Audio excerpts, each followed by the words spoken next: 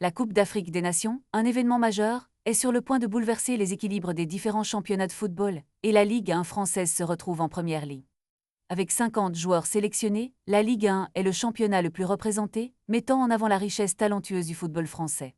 Parmi ces joueurs, les Sénégalais se distinguent avec 9 d'entre eux prêts à représenter leur pays. En comparaison, la Premier Ligue anglaise, qui suit à distance, n'envoie que 32 footballeuses, un chiffre loin de celui de la Ligue 1.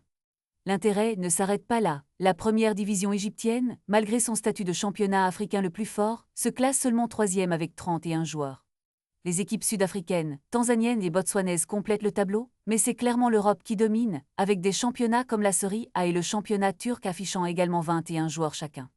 Si l'on exclut les championnats africains, l'Europe monopolise les 6 premières places, tandis que la Saudi Pro League et la D1 Qatari tentent de se faire une place au soleil. Dans le cadre de cette compétition internationale, plus de 70 joueurs évoluant en France, allant de la Ligue 1 au National 3, vont participer. Les clubs africains comme Al Hilal et Al Ahly sont les plus représentés, mais la surprise vient de Sunderland, qui affiche 6 joueurs sélectionnés. Le Paris FC et le FC Lorient, avec 5 joueurs chacun, montrent que la Ligue 1 n'est pas en reste. Cependant, de nombreux clubs français devront composer sans certains de leurs éléments clés. Lorient, par exemple, perdra des joueurs ayant accumulé plus de 5000 minutes de jeu.